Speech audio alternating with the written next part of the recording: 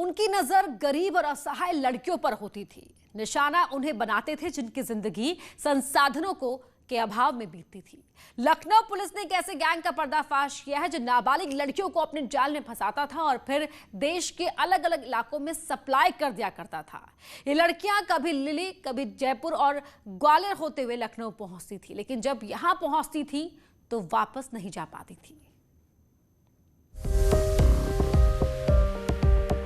नौकरी का बहाना, सपने सच कर दिखाने का दिलासा, जिंदगी के सारे दुख दूर करने का वादा। कुछ ऐसे वादों और झूठी बातों ने न जाने कितनी लड़कियों की जिंदगी तबाह कर दी। लखनऊ पुलिस की गिरफ्त में ये वो शातिर हैं जिनके निशाने पर मासूम लड़कियां होती थीं। 15 से 17 साल की उम्र की लड़कियां इनका सबसे मुफीद शिकार होती थीं। पैसे के लिए जमीर बेचने वाले जब जिस्म बेचने के धंधे में उतरे तो सभी सीमाओं को लांघ गए। अपने सूबे आसाम की सीमा को लांघा और पूरे देश में शुरू कर दी नाबालिग लड़कियों की सप्लाई। राजधानी लखनऊ की पुलिस ने एक ऐसे ही गिरोह का भंडाफोड़ किया है और उनके कब्जे से आसाम की 2 नाबालिग लड़कियों को मुक्त भी कराया है। लखनऊ पुलिस ने जिस्म फरोशी के ऐसे गैंग को पकड़ा है जो नाबालिग लड़कियों को नौकरी और रुपए कमाने के नाम पर लाते थे और फिर उन्हें देह व्यापार में धकेल देते थे। जिस उम्र में बच्चे पढ़ लिख कर कुछ करने का सपना देखते हैं, उस उम्र के बच्चों को ये अपना आसान शिकार समझते थे। लेकिन अब ये शिकारी लखनऊ पुलिस के शिकंजे में है। पुलिस ने 5 लोगों को गिरफ्तार किया है जो जिस्म फरोशी का व्यापार करते थे। इसमें टोटल हमारे पास इस समय उनके कब्जे से 2 लड़कियों को बरामद किया गया है। टोटल 5 लोगों की अरेस्टिंग हुई है, जिसमें 2 महिलाएं हैं। जब इनसे कड़ाई से पूछताछ की गई तो पता चला कि इस रैकेट का जो मास्टरमाइंड है उसका नाम है फैजुद्दीन, जो कि मूलतः नौगांव डिस्ट्रिक्ट का रहने वाला है। ये असम में है। इस गैंग का सरगना फैजुद्दीन है जो असम का रहने वाला है। इसके अलावा इस धंधे में कुछ महिलाएं भी शामिल हैं, जिसमें 2 महिलाओं को पुलिस ने गिरफ्तार किया है। गैंग के सरगना फैजुद्दीन और उसकी पत्नी मर्जीना इस पूरे धंधे के सबसे बड़े कारोबारी हैं। ये लोग लड़कियों को असम के अलग अलग इलाकों से लाते थे। पूछताछ में इन्होंने बताया कि ये उन्हीं लड़कियों को निशाना बनाते थे जिनके घर की आर्थिक हालत ठीक नहीं होती थी।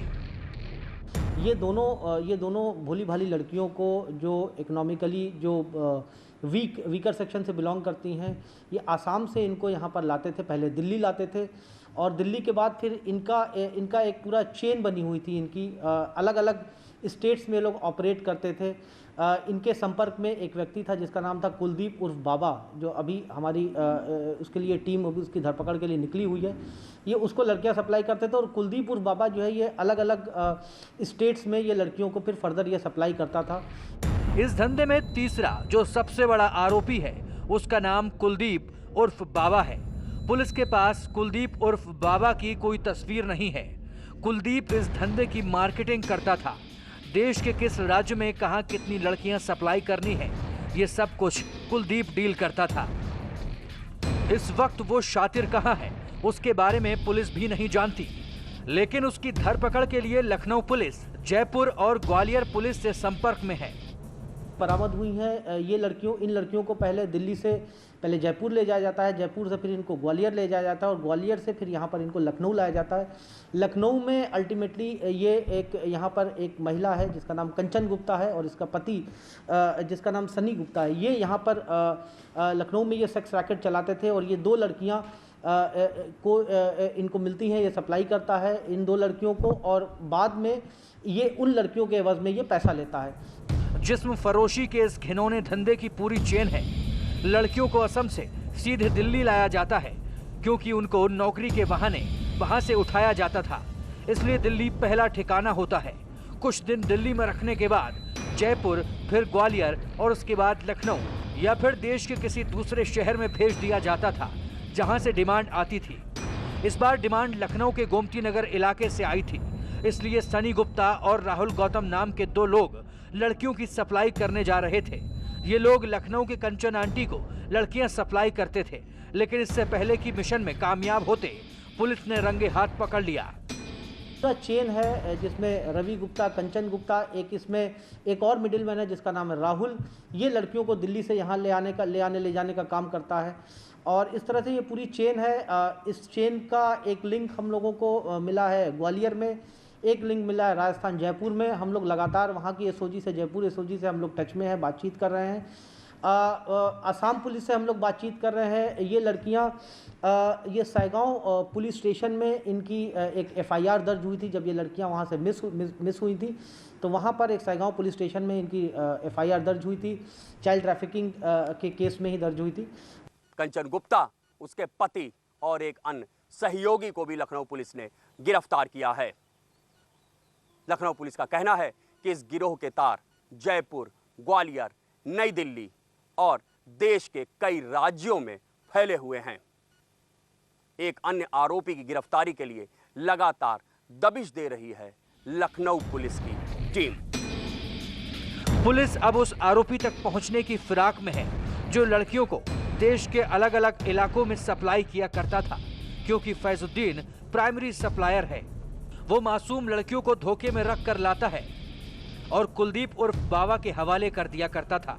कुलदीप उर्फ बाबा जयपुर और ग्वालियर से ऑपरेट करता है, इसलिए यूपी पुलिस बाकी राज्यों की पुलिस से संपर्क में है।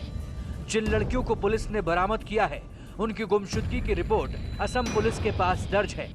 जो लोग हैं वो अरेस्टेड हैं, जिसमें से 2 महिलाएं हैं और 3 पुरुष हैं। जो इसका एक और जो अहम कड़ी है कुलदीप उर्फ बाबा, इसके लिए टीम धरपकड़ के लिए गई हुई है। इसकी पता चला है कि इसका जो मेन जो इसका ऑपरेशनल बेस है ये ग्वालियर और प्लस जयपुर, ये दोनों जगह पर काम करता है। हम लोग इसको भी प्रयास करके जल्द से जल्द इसकी भी अरेस्टिंग करेंगे। इंतजार उस दिन का है जब लखनऊ पुलिस के हाथ कुलदीप उर्फ बाबा के गिरेबान तक पहुंचेंगे, क्योंकि बाबा इस गोरख धंधे का वो कारोबारी है जिसके पकड़े जाने से जिस्म फरोशी के कारोबार से जुड़े कई सफेद पोश बेनकाब होंगे। ऋषभ मणि त्रिपाठी, न्यूज़ 18, लखनऊ। यहाँ रुक रहे एक छोटे से ब्रेक के लिए, जल्द लौटते हैं।